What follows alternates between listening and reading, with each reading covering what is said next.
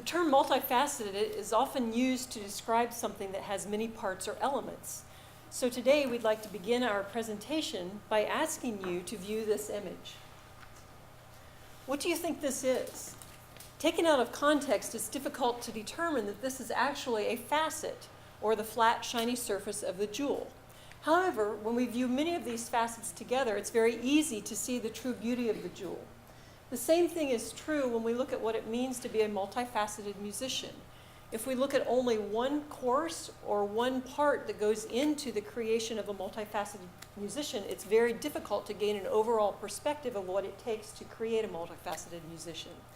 Therefore, we would like to share some ideas with you regarding multiple artistic aptitudes and how they might be used to train students to become multifaceted musicians.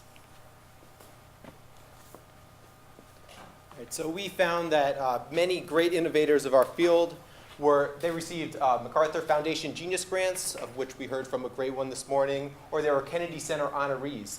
The MacArthur Foundation website states that fellows work across multiple disciplines to move their work from one field to another over time and are selected based on creativity and self-direction. Kennedy Center honorees are chosen on their contribution to American culture through excellence and artistic achievement. So I just want to share with you two very brief profiles of individuals who have won these prestigious awards. Quincy Jones was a 2001 Kennedy Center honoree. He is also the most Grammy-nominated artist of all time. He has been nominated for 79 Grammys and has won 27 of them. We probably know him best for his collaboration with Michael Jackson.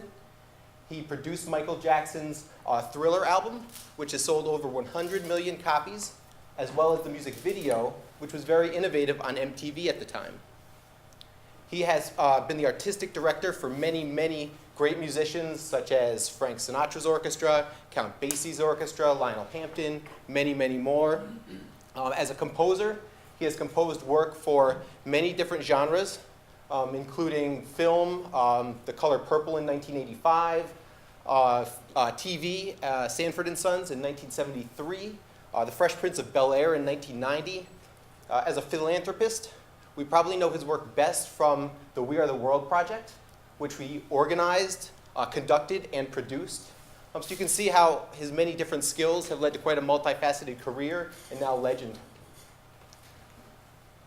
Sebastian Ruth received a MacArthur Genius Grant in 2010 when he was only 35 years old.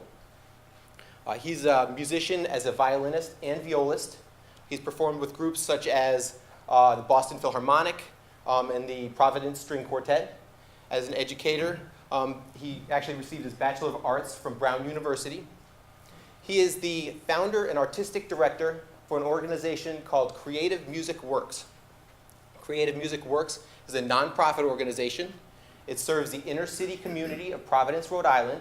Some of the services include instrumental lessons, master classes, musical mentorship, fellowships for promising musicians and music educators.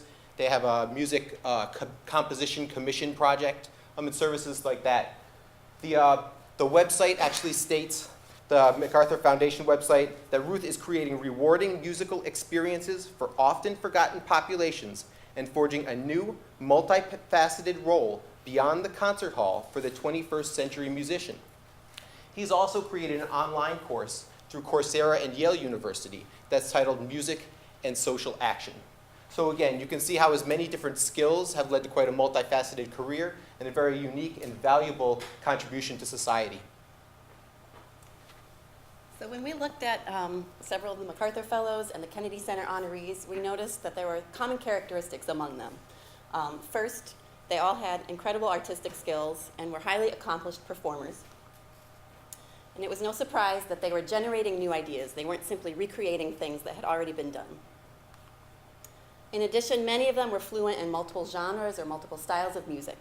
An individual who exemplifies these few characteristics is MacArthur Fellow Regina Carter, who is not only a highly accomplished violinist, She's also pioneered new paths for the violin through her compositions and arrangements, which encompass a variety of styles. We also found many of these individuals were able to cross boundaries between cultures or socioeconomic lines and create a sense of inclusion with their audiences. And they were all highly collaborative, working on projects with a variety of people, both individuals who had expertise in outside areas or outside disciplines. And communication skills were very strong among all of these musicians, both in the artistic sense of communicating musically, but also communicating with their audiences through the use of education, humor, or audience involvement. So one individual we thought demonstrated many of these traits very well was MacArthur Fellow V.J. Iyer, who has used his background in the sciences to explore perception and cognition in music, has also become a strong force as a jazz pianist, and has done many collaborative projects, including the Veterans Dream Project, where he and his collaborator Mike Ladd have interviewed U.S. war veterans for their lived experiences, transferred these interviews into lyrics, and then set them to music. One last point we'd like to make is that all of these individuals had a very wide variety of life experiences and were continuously redefining themselves. So in summary, we can say that these musicians are all self-directed, curious, and fearless in their mediums. So we certainly don't believe that we can or should control all of the experiences in our students' lives, but we do believe that with some of these concepts that we've learned, that we can enhance our students' experiences in higher education. Blending curriculums and building connections is extremely important. Many of the musicians that we studied and that we have profiled today have been performers, educators, and entrepreneurs. And to be able to build connections between these three different skill sets, especially in an undergraduate curriculum, is very, very important. We would like to encourage our students to engage in creative activities. The traditional music curriculum is based on recreation, and recreation is important, and we acknowledge that, particularly in building a musical language. But we would like to encourage our students to find ways to make original, creative music, and in this way, build quality problem-solving skills, and these skills are going to help them be more marketable when they eventually graduate from our programs. We'd also like to encourage our students to find connections between disciplines and cultures. It is interdisciplinary connections and intercultural connections and opportunities that are going to create and keep our art relevant in society today. There were two traits, two skills that were consistent among all of the artists that we looked at, not just some of them. And that was the strength in collaboration and communication. We need to, as professors, model this, demonstrate it, and find ways to help our students build these two very valuable skills. And finally, quality and positive risk-taking will help our students move towards their potential, and it will help our profession move forward.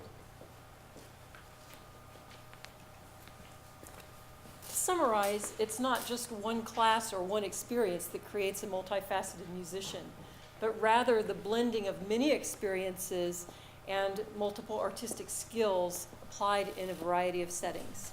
Thank you very much.